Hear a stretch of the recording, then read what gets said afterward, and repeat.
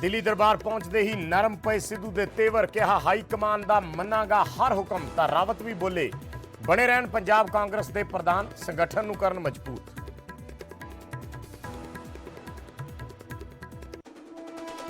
सिद्धू पहुंचे दिल्ली तो सीएम चन्नी ने कैप्टन नाल की मुलाकात, परिवार समेत पहुंचे सिसवा फार्म हाउस। कैप्टन ने भी नवे विआहे जोड़े नूं दिता आशीर्वाद।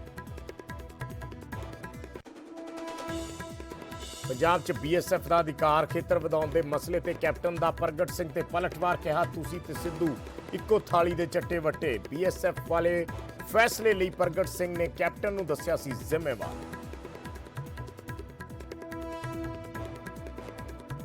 बीएसएफ ने नकारे सूबे दे अधिकारां दी उलंघना दे इल्जाम। न्यूज़ 18 ते बोले आईजी सोलोमन, सूबा पुलिस नाल मिल के ही कीता जाएगा काम, सरहदी सुरक्षा नूं मिलेगी मजबूती। पंजाब सरकार ने हाई कोर्ट की ड्रग केस ते एसटीएफ रिपोर्ट खोलने की मंग, पर पटिशनकर्ता नवकिरण सिंह ने साबका डीजीपी शशिकांत ते लाया इल्जाम, किसी खास धिर नूं बचाउण दी कर रहे ने कोशिश। किसान आगू गुरनाम सिंह चड़ूनी ने पार्टी बनाउण दा कीता ऐलान, कहा खुद नहीं आम लोग लड़नगे 22 दियां चोणां, पर जरूर देंगा साथ। दिल्ली के एम्स च दाखिल साबका पीएम डॉक्टर मनमोहन सिंह दा राहुल गांधी ने जानिया हालचाल। सवेरे केंद्रीय सेहत मंत्री मांडविया ने भी लई सी खबरसार, पीएम नरेंद्र मोदी ने की सेहतयाबी की कामना।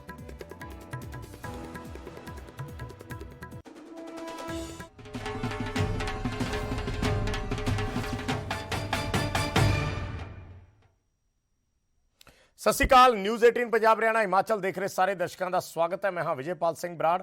शुरुआत करते हैं दिन दियां दो वड्डियां मुलाकातां नाल। एक सी चंडीगढ़ तो कुछ किलोमीटर दूर सिसवा च, जिथे साबका सीएम ते मौजूदा सीएम पहली बार इकट्ठे दिखाई दिते, ते दूजी दिल्ली च जिथे नवजोत सिंह सिद्धू आला कमान के नुमाइंदियां नूं मिलन पहुंचे सी। हरीश रावत ते केसी वेणुगोपाल दे नाल करीब 1 घंटे तक सिद्धू की बैठक चली, जिस तो बाद सिद्धू दे तेवर थोड़े नरम पैंदे नजर आए। दो तस्वीरां वीरवार दियां दो वड्डियां मुलाकातां, पहली कैप्टन अमरिंदर सिंह ते चरणजीत सिंह चन्नी दी, और दूसरी नवजोत सिंह सिद्धू, हरीश रावत ते केसी वेणुगोपाल दी। यानी नवजोत सिद्धू ये कहंदे ने कि समझौता नहीं करांगा किसी भी मसले दे विच, पर हुण हाई कमान नाल मिलन तो बाद सिद्धू दे तेवर कुछ नरम पे नजर आ रहे हैं। नवजोत सिंह सिद्धू हुण वो तलखी अपने शब्दों के विच नहीं दिखा रहे जो वो अक्सर हाई कमान के प्रति या अपनियां गल्लां बातां दे विच पंजाब के मुद्दों नूं लैके दिखाउंदे रहे हैं। मैंने पंजाब के प्रति, पंजाब कांग्रेस के प्रति जो भी मेरे कंसर्न्स थे वो पार्टी हाई कमांड को बताए हैं, उनकी अभिव्यक्ति की है, और मुझे पूरा भरोसा है कांग्रेस प्रेसिडेंट पे, प्रियंका जी पे और राहुल जी पे, कि वो जो भी निर्णय लेंगे वो कांग्रेस और पंजाब के हित में होगा। मैं पहले से ही उन्हें सर्वस्व मानता हूं और उनके हर आदेश का पालन करूंगा। श्री सिद्धू ने आपसे बहुत साफ तौर पर कहा कि माननीय सोनिया गांधी जी कांग्रेस प्रेसिडेंट, माननीय राहुल गांधी जी और माननीय प्रियंका गांधी जी का जो भी आदेश होगा वो आदेश उनको सर्वमान्य होगा, मान्य होगा, वो उसका पालन करेंगे। और आदेश बिल्कुल साफ है कि वो कांग्रेस प्रेसिडेंट, प्रदेश कांग्रेस कमेटी पंजाब के तौर पर अपना काम पूरी शक्ति से करें और ऑर्गेनाइजेशनल सेटअप को जल्दी इस्टेब्लिश करें। हाई कमान नाल मुलाकात तो बाद नवजोत सिद्धू के तेवर तो नरम पै गए, पर उधर दूजे पासे कैप्टन अमरिंदर सिंह के तेवर दिनों दिन होर तिखे होंदे जा रहे हैं। कांग्रेसी लीडरां ते कैप्टन विचाले तगड़ी जुबानी जंग चल रही है। हुणे जंग बीएसएफ के वधे अधिकारां नूं लैके भी हो रही है। कैप्टन ने प्रगट सिंह ते अज पलटवार किया और कहा कि तुसीं ते सिद्धू इक्को ही थाली दे चट्टे वट्टे हो। सस्ती शोहरत लई ਅਜਿਹੇ ਹਾਸੋਹੀਣੇ ਬਿਆਨ ਦਿੰਦੇ ਹੋ। ਪ੍ਰਗਟ ਨੇ ਕੈਪਟਨ ਨੂੰ ਲੈ ਕੇ ਦਰਅਸਲ ਸਵਾਲ ਚੱਕੇ ਸੀ। ਬੀਐਸਐਫ ਦਾ ਅਧਿਕਾਰ ਖੇਤਰ ਵਧਾਉਣ ਪਿੱਛੇ ਕੈਪਟਨ ਦਾ ਹੱਥ ਪ੍ਰਗਟ ਸਿੰਘ ਵੱਲੋਂ ਦੱਸਿਆ ਗਿਆ ਸੀ, ਜਿਸ ਤੋਂ ਬਾਅਦ ਕੈਪਟਨ ਅਮਰਿੰਦਰ ਸਿੰਘ ਨੇ ਟਵੀਟ ਜ਼ਰੀਏ ਪ੍ਰਗਟ ਸਿੰਘ ਤੇ ਹਮਲਾ ਬੋਲਿਆ।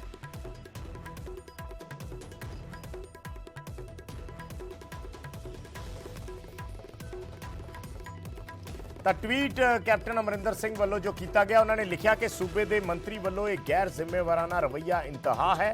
ਤੁਸੀਂ ਤੇ ਸਿੱਧੂ ਇੱਕੋ ਹੀ ਥਾਲੀ ਦੇ ਚੱਟੇ ਵੱਟੇ ਹੋ। ਜਦੋਂ ਕੋਲ ਕੁਝ ਨਾ ਹੋਵੇ ਤਾਂ ਫਿਰ ਸਸਤੀ ਲੋਕਪ੍ਰਿਯਤਾ ਲਈ ਅਜਿਹੀ ਬਕਵਾਸ ਤਿਆਰ ਕਰੋ। ਇਹ ਗੱਲ ਕੈਪਟਨ ਅਮਰਿੰਦਰ ਸਿੰਘ ਵੱਲੋਂ ਕਹੀ ਗਈ।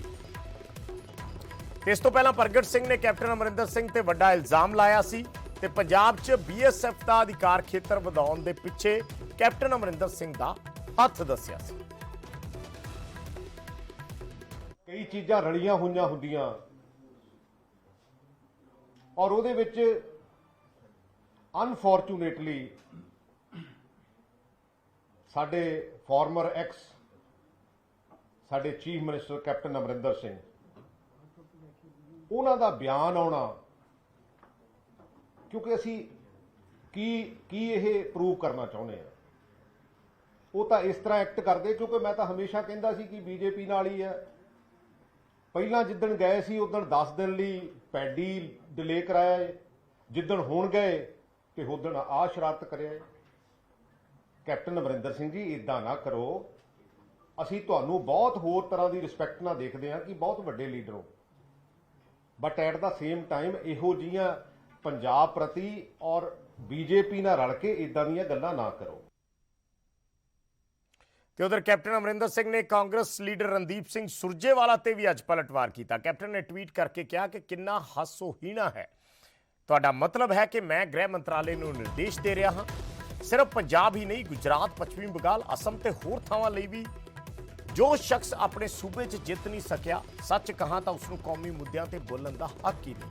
ਇਹ ਟਵੀਟ ਕੈਪਟਨ ਅਮਰਿੰਦਰ ਸਿੰਘ ਵੱਲੋਂ ਰਣਦੀਪ ਸੁਰਜੇਵਾਲਾ ਦੇ ਬਿਆਨ ਦੇ ਸੰਦਰਭ ਦੇ ਵਿੱਚ ਕੀਤਾ ਗਿਆ ਸੀ। ਅਸੀਂ ਉਹ ਬਿਆਨ ਵੀ ਤੁਹਾਨੂੰ ਸੁਣਾਉਂਦੇ ਹਾਂ ਜਿਸ ਵਿੱਚ ਰਣਦੀਪ ਸੁਰਜੇਵਾਲਾ ਨੇ ਕੈਪਟਨ ਅਮਰਿੰਦਰ ਸਿੰਘ ਤੇ ਸਵਾਲ ਚੱਕੇ ਸਨ।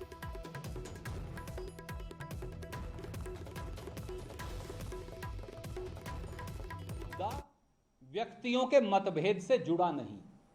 पंजाब में अगर इस बात के लिए कोई रेलेवेंट व्यक्ति है जो पंजाब के लोगों की नुमाइंदगी करते हैं तो वो हैं सरदार चरणजीत सिंह चन्नी, जो पंजाब के मुख्यमंत्री हैं। उन्होंने सरकार के इस कदम की भर्त्सना की और इसे संघीय ढांचे, संविधान और सरकार के कानूनी अधिकारों को अपहरण करने का एक षड्यंत्र बताया। इसलिए और किसी व्यक्ति की राय रेलेवेंट ही नहीं है। ਤੇ ਹੁਣ ਗੱਲ ਕਰਦੇ ਹਾਂ ਡਰੱਗਸ ਮਾਮਲੇ ਦੀ। ਬਹੁਤ ਚਰਚਿਤ ਡਰੱਗਸ ਮਾਮਲੇ 'ਚ ਅਗਲੀ ਸੁਣਵਾਈ ਹੁਣ 26 ਅਕਤੂਬਰ ਤੇ ਪੈ ਗਈ ਹੈ, ਪਰ ਵੀਰਵਾਰ ਹੋਈ ਸੁਣਵਾਈ ਦੇ ਦੌਰਾਨ ਕਈ ਅਹਿਮ ਮਸਲੇ ਕੋਰਟ 'ਚ ਚੱਕੇ ਗਏ, ਜਿਸ ਤੋਂ ਬਾਅਦ ਸਾਰੀਆਂ ਧਿਰਾਂ ਦੇ ਵਕੀਲਾਂ ਨੇ ਆਪੋ ਆਪਣੇ ਤਰੀਕੇ ਨਾਲ ਇਸ ਸੁਣਵਾਈ ਨੂੰ ਬਿਆਨ ਕੀਤਾ।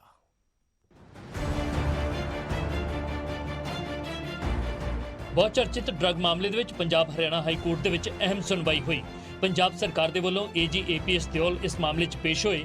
ਏਜੀ ਦਿਓਲ ਨੇ ਕਿਹਾ ਕਿ ਸਰਕਾਰ ਦੇ ਵੱਲੋਂ ਕੋਰਟ ਦੇ ਵਿੱਚ ਮੰਗ ਕੀਤੀ ਗਈ ਹੈ ਕਿ ਸਾਰਾ ਪੰਜਾਬ ਸੀਲਬੰਦ ਰਿਪੋਰਟਾਂ ਖੋਲ੍ਹੇ ਜਾਣ ਦੀ ਉਡੀਕ ਕਰ ਰਿਹਾ ਹੈ, ਇਸ ਲਈ ਇਸ ਵਿਸ਼ੇ ਤੇ ਕੋਰਟ ਦਾ ਵਿਸ਼ੇਸ਼ ਧਿਆਨ ਦਿਵਾਇਆ ਗਿਆ ਹੈ। ਜਿਸ ਤੇ ਕੋਰਟ ਨੇ ਛੁੱਟੀਆਂ ਦੇ ਦੌਰਾਨ ਇਸ ਮਾਮਲੇ ਤੇ ਵਿਚਾਰ ਕਰਨ ਦੀ ਗੱਲ ਕਹੀ ਹੈ। ਦਿਓਲ ਨੇ ਕਿਹਾ ਕਿ ਇਸ ਮਾਮਲੇ ਦੇ ਵਿੱਚ ਡੇ ਟੂ ਡੇ ਸੁਣਵਾਈ ਸ਼ੁਰੂ ਹੋ ਗਈ ਹੈ ਤੇ 26 ਤਰੀਕ ਨੂੰ ਕੋਰਟ ਦੁਬਾਰਾ ਖੁੱਲ੍ਹਣ ਤੇ ਮਾਮਲੇ ਦੀ ਸੁਣਵਾਈ ਅੱਗੇ ਤੁਰੇਗੀ। ਕਿ ਜਿਹੜਾ ਪਹਿਲਾਂ ਸੀਲ ਕਵਰ ਵਾਲੀਆਂ ਰਿਪੋਰਟਾਂ ਖੋਲ੍ਹਣ ਨੂੰ ਸਾਰਾ ਪੰਜਾਬ ਦੇਖ ਰਿਹਾ, ਉਹ ਇਸ਼ੂ ਬੜਾ ਅਹਿਮ ਆ। ਉਹਦੇ ਤੇ ਜ਼ਿਆਦਾ ਜਿਹੜੀ ਆ ਅਰਜੈਂਸੀ ਟਰੀਟ ਕਰਕੇ ਉਹ ਇਸ਼ੂ ਸੌਰਟ ਕੀਤਾ ਜਾਵੇ। ਡਰੱਗ ਕੇਸ ਦੀ ਸੁਣਵਾਈ ਜਲਦ ਸ਼ੁਰੂ ਕਰਨ ਦੀ ਪਟੀਸ਼ਨ ਪਾਉਣ ਵਾਲੇ ਵਕੀਲ ਨਵਕਿਰਨ ਨੇ ਸਾਬਕਾ ਡੀਜੀਪੀ ਸ਼ਸ਼ੀਕਾਂਤ ਤੇ ਸਵਾਲ ਖੜੇ ਕੀਤੇ ਨੇ। ਉਹਨਾਂ ਨੇ ਕਿਹਾ ਕਿ ਕੋਈ ਧਿਰ ਸ਼ਸ਼ੀਕਾਂਤ ਨੂੰ ਆਪਣੇ ਬਚਾਅ ਲਈ ਵਰਤ ਰਹੀ ਹੈ, ਤਾਂ ਹੀ ਸ਼ਸ਼ੀਕਾਂਤ ਦੇ ਵਕੀਲ ਕੋਰਟ ਦੇ ਵਿੱਚ ਰਿਪੋਰਟਾਂ ਖੋਲ੍ਹਣ ਵਾਲੇ ਮਾਮਲੇ ਨੂੰ ਜ਼ਿਆਦਾ ਤਵੱਜੋ ਨਾ ਦੇਣ ਦੀ ਅਪੀਲ ਕਰ ਰਹੇ ਨੇ। ਉਹ ਕਹਿੰਦੇ ਨੇ ਜੀ ਕਿ ਬਾਕੀ ਸਾਰੇ ਮਸਲੇ ਜਿਹੜੇ ਹੈਗੇ ਬੜੇ ਇੰਪੋਰਟੈਂਟ ਹੈਗੇ ਨੇ, ਉਹ ਤੁਸੀਂ ਦੇਖੋ। ਤੇ ਉਹਨਾਂ ਦੇ ਵਕੀਲ ਸਾਹਿਬ ਕਹਿੰਦੇ ਵੀ ਰਿਪੋਰਟਾਂ ਤੇ ਜ਼ਿਆਦਾ ਧਿਆਨ ਨਾ ਦਿਓ, ਇਹ ਪੋਲੀਟੀਕਲ ਗੱਲਾਂ ਨੇ। ਸੋ ਕਹਿਣ ਦਾ ਮਤਲਬ ਹੈ ਵੇ ਕਿ ਕਿਸੇ ਨਾ ਕਿਸੇ ਧਿਰ ਨੇ ਸ਼ਸ਼ੀਕਾਂਤ ਹੋਰਾਂ ਨੂੰ ਜਗਾਇਆ ਹੈ ਵੀ ਤੁਸੀਂ ਸਾਨੂੰ ਬਚਾਓ ਤੇ ਇਹ ਰਿਪੋਰਟਾਂ ਨਾ ਖੁੱਲ੍ਹਣ। ਨਵਕਿਰਨ ਸਿੰਘ ਨੇ ਦੁਹਰਾਇਆ ਕਿ ਸਰਕਾਰ ਕੋਰਟ ਦਾ ਬਹਾਨਾ ਬਣਾ ਕੇ ਕਾਰਵਾਈ ਤੋਂ ਬਚਣਾ ਚਾਹੁੰਦੀ ਹੈ, ਜਿਸ ਤੇ ਏਜੀ ਦਿਓਲ ਨੇ ਕਿਹਾ ਕਿ ਇਸ ਮਾਮਲੇ ਵਿੱਚ ਕੋਰਟ ਦੇ ਨਿਰਦੇਸ਼ਾਂ ਤੋਂ ਬਿਨਾਂ ਕਾਰਵਾਈ ਕਰਨਾ ਠੀਕ ਨਹੀਂ ਹੋਵੇਗਾ। ਕਿਉਂਕਿ ਸਰਕਾਰ ਇਹ ਬਹਾਨਾ ਬਣਾ ਰਹੀ ਹੈ ਕਿ ਜਿਹੜੀ ਹੈ ਹਾਈ ਕੋਰਟ 'ਚ ਕਿਉਂਕਿ ਕੇਸ ਪੈਂਡਿੰਗ ਹੈ, ਅਸੀਂ ਅੱਗੇ ਨਹੀਂ ਚੱਲ ਸਕਦੇ। ਸਾਡਾ ਇਹ ਕਹਿਣਾ ਵੀ ਹਾਈ ਕੋਰਟ ਵੱਲੋਂ ਕੋਈ ਸਟੇ ਨਹੀਂ ਹੈ ਤੇ ਕੋਰਟ ਰਿਪੋਰਟ ਆਪਣੀ ਜਿਹੜੀ ਆਪਣੇ ਲੈਵਲ ਤੇ ਸੀਲ ਕਵਰ 'ਚ ਮੰਗਾਵੇ ਤਾਂ ਉਹਦੇ ਉਸ ਲੈਵਲ ਤੱਕ ਜਿੰਨਾ ਚਿਰ ਉਹ ਕੋਰਟ ਇਜਾਜ਼ਤ ਨਹੀਂ ਦਿੰਦੀ ਜਾਂ ਕੋਰਟ ਡਾਇਰੈਕਸ਼ਨ ਸਟੇਟ ਨੂੰ ਨਹੀਂ ਦਿੰਦੀ ਕਿ ਤੁਸੀਂ ਪ੍ਰੋਸੀਡ ਕਰੋ, it wood not be proper. Bharat ਸਰਕਾਰ ਦੇ ਵੱਲੋਂ ਪੇਸ਼ ਹੋਏ additional solicitor general Satyapal Jain ਨੇ ਕਿਹਾ ਕਿ ਕੋਰਟ ਵਿੱਚ ਸਿਰਫ ਐਸਟੀਐਫ ਦੀ ਰਿਪੋਰਟ ਹੀ ਸੀਲਬੰਦ ਨਹੀਂ ਹੈ। ਭਾਰਤ ਸਰਕਾਰ ਦੇ ਵੱਖ-ਵੱਖ ਵਿਭਾਗਾਂ ਦੇ ਵੱਲੋਂ ਵੀ ਰਿਪੋਰਟਾਂ ਦਿੱਤੀਆਂ ਗਈਆਂ ਨੇ।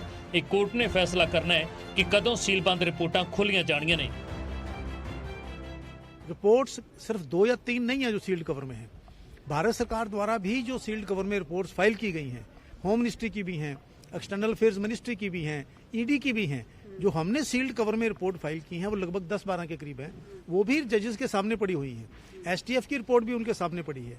और ये कहने की आवश्यकता नहीं है कि सील्ड रिपोर्ट का मतलब ये होता है कि वो जजों के अलावा कोई और नहीं देख सकता।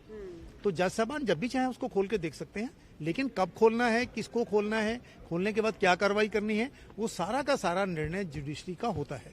ਪੰਜਾਬ ਡਰੱਗ ਮਾਮਲੇ ਵਿੱਚ ਹੁਣ ਅਗਲੀ ਸੁਣਵਾਈ 26 ਅਕਤੂਬਰ ਨੂੰ ਹੋਏਗੀ। ਪੰਜਾਬ ਹਰਿਆਣਾ ਹਾਈ ਕੋਰਟ ਵਿੱਚ ਹਾਲਾਂਕਿ ਸੁਣਵਾਈ ਦਾ ਦੌਰ ਜਾਰੀ ਹੈ, ਲੇਕਿਨ ਸੁਣਵਾਈ ਦੇ ਦੌਰਾਨ ਐਡਵੋਕੇਟ ਨਵਕਿਰਨ ਸਿੰਘ ਨੇ ਐਲੀਗੇਸ਼ਨ ਕਹਿ ਲੋ ਲਾਏ ਨੇ ਸ਼ਸ਼ੀ ਕਾਂਤ ਜਿਹੜੇ ਸਾਬਕਾ ਡੀਜੀਪੀ ਸੀਗੇ ਜੇਲ੍ਹ, ਉਹਨਾਂ ਦੇ ਵਕੀਲ ਦੇ ਉੱਪਰ ਕਿ ਉਹਨਾਂ ਨੇ ਕੋਰਟ ਵਿੱਚ ਇਹ ਕਿਹਾ ਕਿ ਐਸਟੀਐਫ ਦੀ ਰਿਪੋਰਟ ਉਨੀ ਜ਼ਰੂਰੀ ਨਹੀਂ ਜਿੰਨੇ ਬਾਕੀ ਇਸ਼ੂ ਨੇ।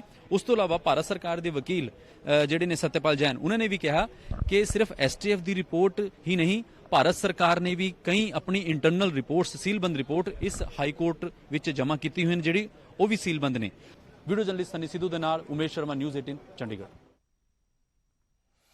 ਤੇ ਬਹਿਬਲ ਕਲਾਂ ਗੋਲੀकांड ਨੂੰ 6 ਸਾਲ ਪੂਰੇ ਹੋ ਚੁੱਕੇ ਨੇ। ਬਹਿਬਲ ਕਲਾਂ 'ਚ ਅੱਜ ਸਿੱਖ ਜਥੇਬੰਦੀਆਂ ਦਾ ਮੁੜ ਇਕੱਠ ਹੋਇਆ। ਸਰਕਾਰ ਖਿਲਾਫ ਰੋਸ ਮਾਰਚ ਕੱਢਿਆ ਗਿਆ।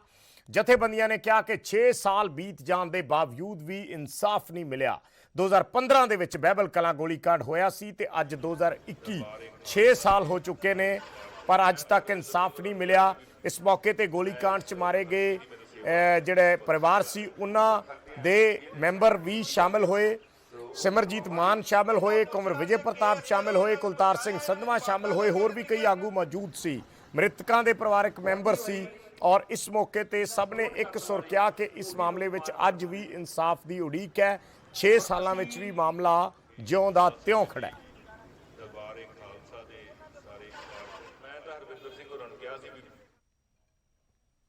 ਤੇ ਇਸ ਬੁਲੇਟਿਨ 'ਚ ਫਿਲਹਾਲ ਇੰਨਾ ਹੀ। ਛੋਟਾ ਜਿਹਾ ਬ੍ਰੇਕ।